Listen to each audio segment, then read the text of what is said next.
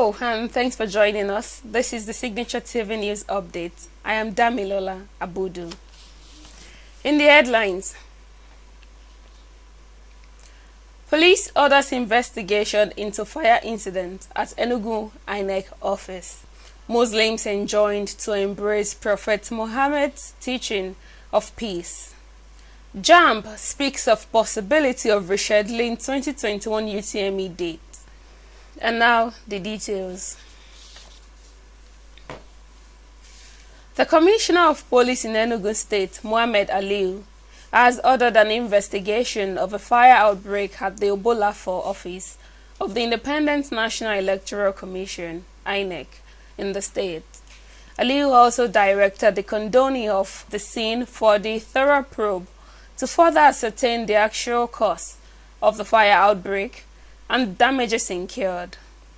The State Police Public Relations Officer, ASP Daniel Ndukwe, said this in a statement made available to newsmen on Friday morning. Ndukwe said that the fire incident, which happened at the INEC office in Obolafo, located in Udenu local government area of Enugu State, happened on May 13th at about 9:40 p.m. He said that the fire was eventually put off before it could spread to other offices around the building through combined efforts of the fire service, the police, and law-abiding citizens.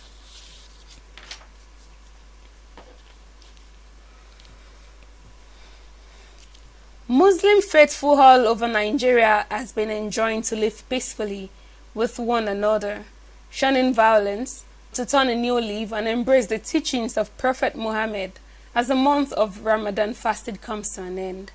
Ramadan is the 9th month in the Islamic calendar, where Muslim faithful all over the world observe 29 to 30 days fasting, showing love and seeking the blessings of Allah. Signature TV correspondent Marvelous Obomanu spoke with Imam Mansur Abdullahi and some other Muslim scholars in Abuja and now reports. As the month of Ramadan has ended, Muslim cleric Mansur Abdullahi advised Muslim faithfuls not to return to their old sinful ways, but rather chart a new course. My Muslim brothers and sisters, I believe when Ramadan comes, there should be changes in life. Ramadan comes with so many things, like not to do bad for your neighbor, not to do bad in your business and your working places. So this good moral, my good advice to my Muslim brothers and sisters, let them remain in very good moral that Ramadan teaches us. Let them not, after the Ramadan, they should go back to their bad character like before. No, let them remain good. An Islamic scholar, Abdul Malik Mikhail, urged Nigerians to come together and work for the good of the nation, irrespective of religion or tribe. Every faithful has to turn a new leaf, irrespective of a Muslim, a Christian, a pagan. We need to extend this good virtue of good things in Ramadan to those people so that they would know that Islam, the religion, and the fasting we have done has a point, has an aim that has to be extended to other people. We have no other place than Nigeria. For those killing X-Men and all that, let us come together because Ramadan has actually shown these social vices. Lending his voice to the admonition, Abubakar Zakari regretted that most Muslims have turned the faith to what will suit their own selfish desire, adding that it is time Muslim faithfuls allow the teaching of Prophet Muhammad to be their guide. Please, I just want to use this holy month of Ramadan, which is the peaceful and the month that Allah subhanahu wa ta'ala revealed his holy Quran to his prophet through Angel Gabriel to plead with all Muslims all over the world. Let's come together and embrace peace. As Ramadan ends, Nigerians, irrespective of religion or tribe, should live peacefully amongst others to set the nation on the path of prosperity. In Abuja for Signature TV, I am Marvelous Obomanu. The Joint Admissions and Matriculation Board, JAMB, has said the possibility of shifting the date for the 2021 Unified Tertiary Matriculation Examination (UTME) is very high. The JAMB registrar, Professor Ishak Oloyede, explained this was because of the inability of at least 600,000 candidates who have indicated interest to participate to register for the examination scheduled to hold between June 5th and 19th. Speaking at a virtual meeting with 2021 UTME committee members on Friday, he disclosed that 1.1 million candidates have so far registered for the 2021 UTME, and the board anticipated approximately 1.9 million registrations at the end of the exercise. The JAMB boss noted that while 50% of the candidates have already registered without problem, there was a need to carry everyone along. He stated that at the end of the meeting with the stakeholders, they would decide on whether to reschedule the exam forward or not.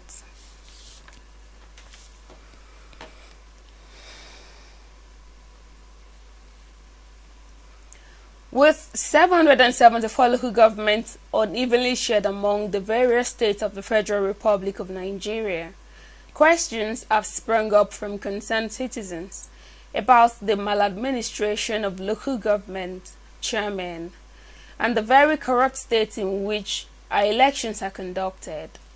SignatureTV correspondent Iwabueze Njoku addressed the very disturbing issue at stake, scrapping local government, on the Signature Show with the former local government chairman in Akwa Ibom State, Honorable Aniekon Akpan.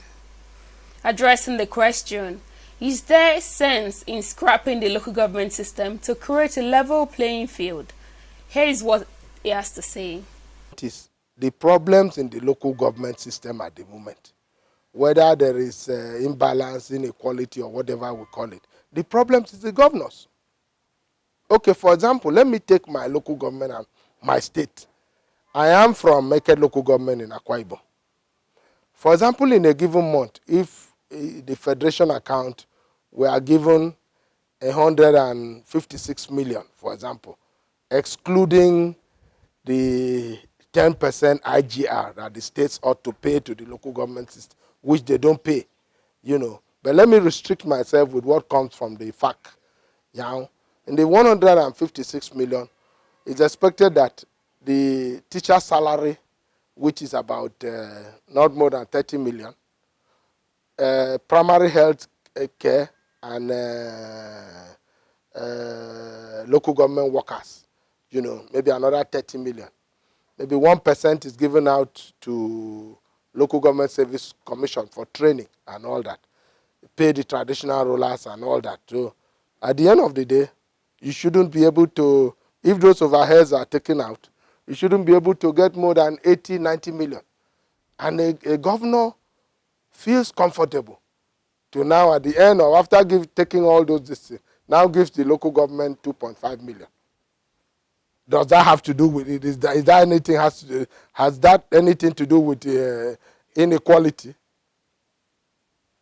Let's solve the first problem first, you know, which has to do with, because if you ask me my take, the problems we are having in this country is that illegal association called Nigerian Governors Forum. That's the association. Because even where they differ, they are members of different political parties, then when it comes to perpetuating illegalities like that, all of them would agree. All of them would agree. So the problem is not there. Even if you remove the inequality and still have the NGF, you know, where they agree to perpetuate all these crimes, you know, I don't think we are getting anywhere. I recall when I was a councillor at that time, we used to have what at the end of maybe at the end of every federation account, the local government councils will go to the various pay offices that is closest to them and collect their check and pay into the local government account. Go to your local government at that time and see what they were able to achieve, and now take it side by side with what you have now. You would see it's like life and death. So the problem is not this inequality you are talking of. The problem is the attitude of our governors. In business, naira bounces back as it rose significantly against the dollar, pound sterling, euro and other currencies on Thursday, May 13, 2021. The data posted on the exchange.org website revealed a significant appreciation of naira against other currencies. The US dollar crashed against the naira, closing at 380 naira from 410 naira 23 kobo at close on Wednesday. This was a 30 naira 23 kobo or 7.37% fall against the naira. The euro similarly fell to 460 naira 35 kobo. This was a 6.9% fall from 494 naira 48 kobo previously traded.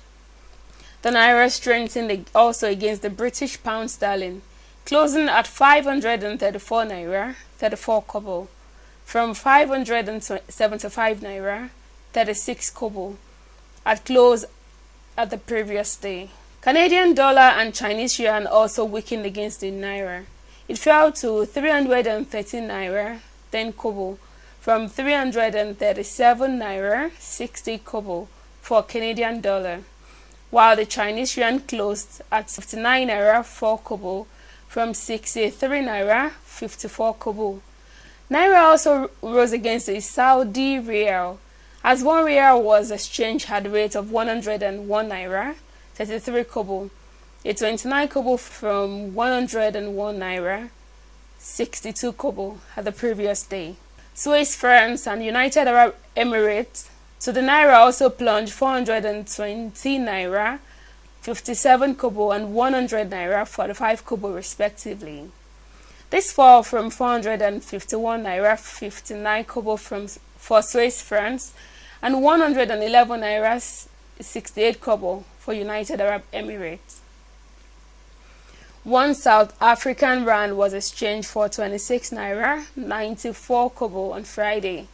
This was a weakness against the naira, which was previously exchanged for 20 naira 14 kobo on Thursday. On the foreign scene, the relative calm of a 3-day ceasefire in the Afghan capital, Kabul, has been shattered after a blast at a mosque on the outskirts during Friday prayers killed at least 12 worshippers. The spokesman for Kabul police, Ferdowsi Framuz, said the imam of the mosque and 15 others were wounded in the attack. He said the explosion happened inside the mosque in the Shakar Dara district of Kabul province. The blast is the first major incident since a temporary truce between the Taliban and government troops came into force on Thursday. The warring side agreed to the truce to mark the Muslim holiday of Eid al-Fitr, only the fourth such halt in fighting in the nearly 2 decades-old conflict. Brenda Atta is on standby for entertainment stories. Hello and thanks for joining us on the entertainment segments today. My name is Brenda Etta. The live show stage on the ongoing Nigerian Idol kicked off with a tribute to African music legends. Theatre week over, the spotlight beamed on the top 11 contestants of the 6th season of the Nigerian Idol. The contestants gave heartwarming performances as they strived to impress the judges, Shay Shay, Obi Asika and DJ Sose, as well as the viewing fans at home. The first live performances of the top 11 contestants in this season will determine the 9 contestants that will forge ahead to the next stage, as the 2 contestants with the least votes would be eliminated next week. Ex-husband of actress Tonto Dike, Olakunle Churchill, has opened up on the fulfillment and blissful life the universe has bestowed on him. The philanthropist, in a post shared in his Insta story, revealed that in the course of his life's journey, everything he has ever lost has been replaced with something even better. Churchill, in his post, revealed that he has never really lacked anything good in his life, nothing that he has only transitioned from one good thing to another. His post reads, "The best about life is that everything I've ever lost has been replaced with something better."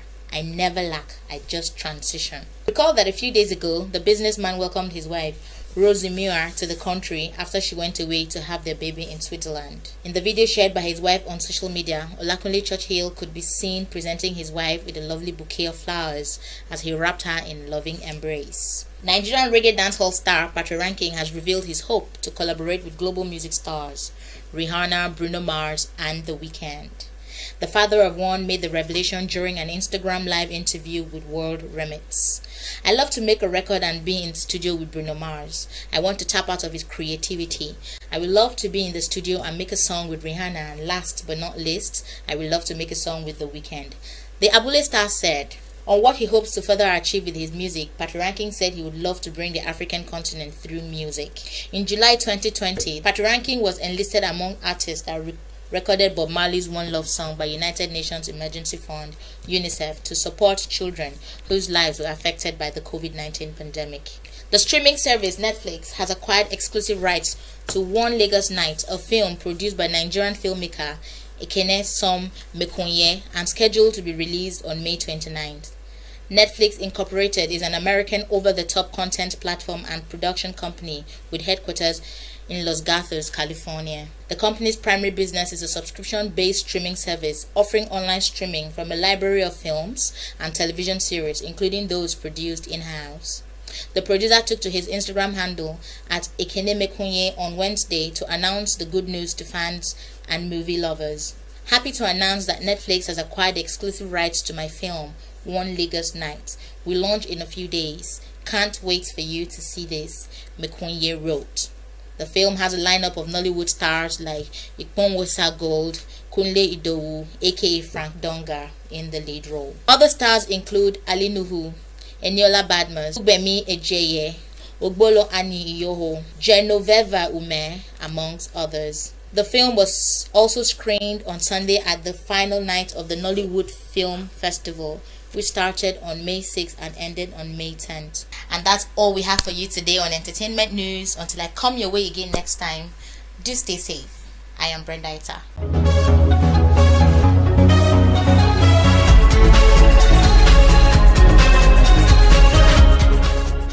In sport, Juventus coach Andrea Pirlo warned his side was alive and kicking as they take on Inter Milan for Champions League survival on Saturday.